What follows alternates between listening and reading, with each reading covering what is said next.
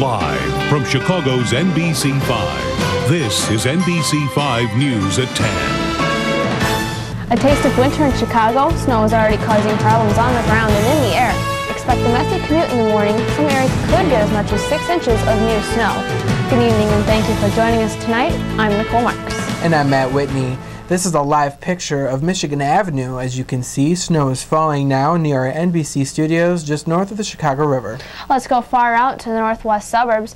Check out our iPass camera there at I-90 at Marengo. On to the south side with our iPass camera along I-294. This gives you a good look at the road conditions on the south end of the tollway.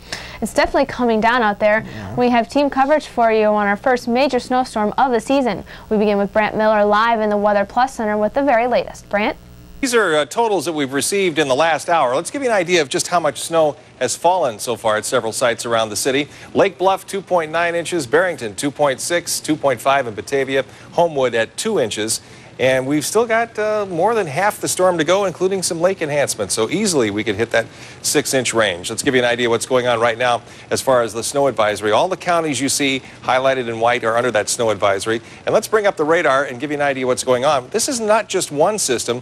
It's actually two. We have one disturbance here and another disturbance up here. So all this combining and moving off to the south and east, bringing us snow across Chicagoland. How long will it last? All those details in the weather segment coming up, and what lies ahead for the weekend, too. Back to you. Thank you, Brant.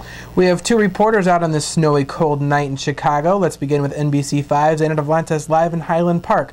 How is the packing up there on the North Shore? It's actually quite pretty here in downtown Highland Park tonight, but it's still coming down, as you can see. So even if you shoveled tonight, you're still going to need to shovel again tomorrow.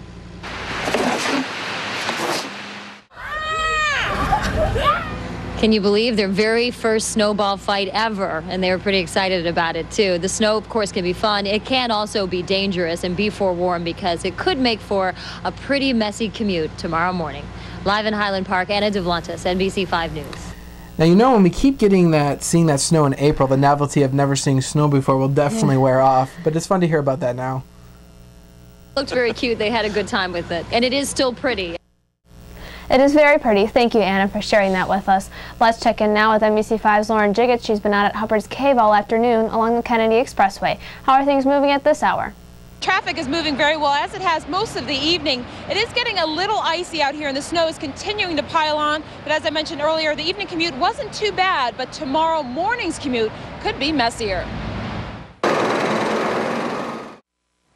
Now, just like cars and people, horses can also slip on that ice. So once it gets too icy, they'll get off the road, as will probably many cars and people as well. And again, tomorrow morning's commute could be ugly, so it's probably a good idea to double, even triple your morning commute times. Reporting live from Hubbard Cave, I'm Lauren Jiggett, NBC5 News. Well done. Thanks, Lauren.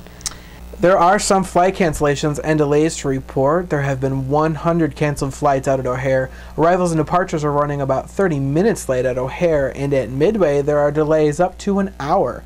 Stay with NBC5 and NBC5.com for continuing coverage of the snowy weather. Of course, we will have live updates throughout the morning on NBC5 News Today. That's beginning at 4:30 a.m. Now to another breaking story. It comes from Bolingbrook, where police there paid an unexpected visit to Drew Peterson. NBC5's Marion Brooks joins us live in Bolingbrook with the latest details. Marion? The Will County State's Attorney has confirmed that a 4th search warrant was executed here at Drew Peterson's home tonight. Now we have video shot just about 15 minutes.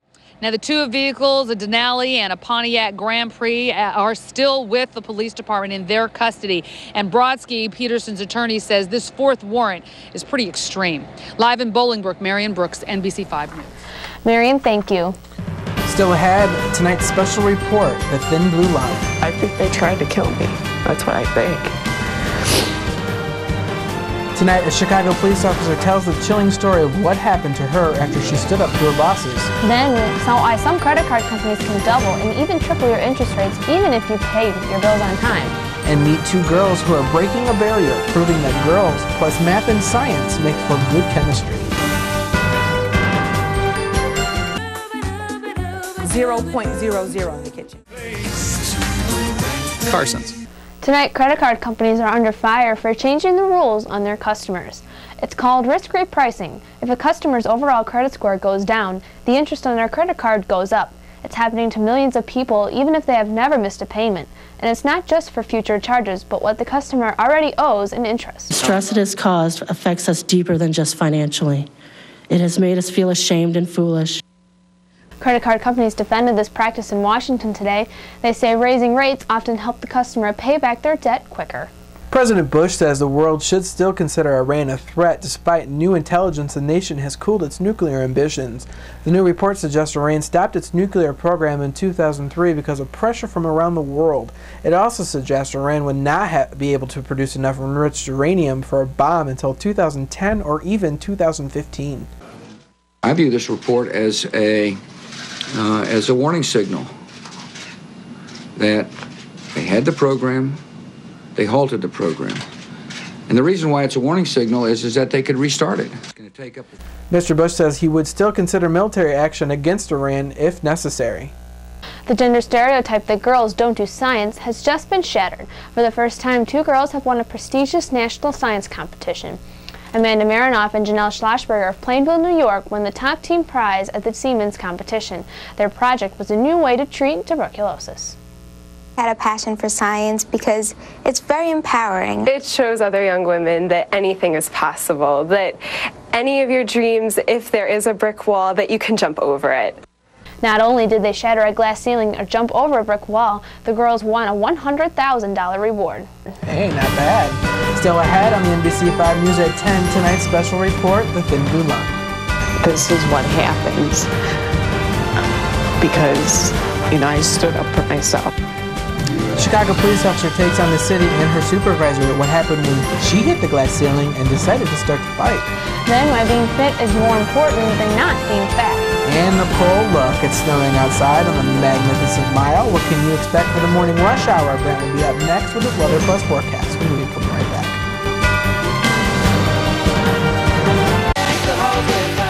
Matter most. Now tonight's special report, The Thin Blue Line. Is it a case of Chicago police looking the other way when it comes to one of their own? NBC5's Kim Vadas has a story of one female police officer who says she was faced with the ultimate retaliation after complaints of discrimination. Disabled and disillusioned, Donna Lewis at 100 years back. Kim Vadas, NBC5 News. Our thanks to him. Tonight, Chicago police say Commander Williams has an excellent reputation as a fair manager, and that while allegations of discrimination are concerning, they will rely on the judicial process. The case goes to trial in federal court next week. Turning to Health Watch tonight, a new British study finds antibiotics may not be necessary to treat sinus infections. One group of patients was given an antibiotic while the other a placebo. Both groups got better in about 2 weeks. Researchers say the over-reliance on antibiotics are why some are no longer effective. And if you want to live longer, start exercising. Researchers say heart fitness is more important than how much you weigh. So even if you are a few pounds overweight, that is better than being lean and sedentary. Here's a look at tomorrow's headlines tonight in the Chicago Sun-Times. In a civil trial, State Treasurer Alexei Giannoulias was accused of evading questions about a $1 million bank loan that he issued 5 years ago to an 86-year-old woman who was described as evil-minded. And Lombard's own Dan Tawney is flying high 200 miles above the Earth.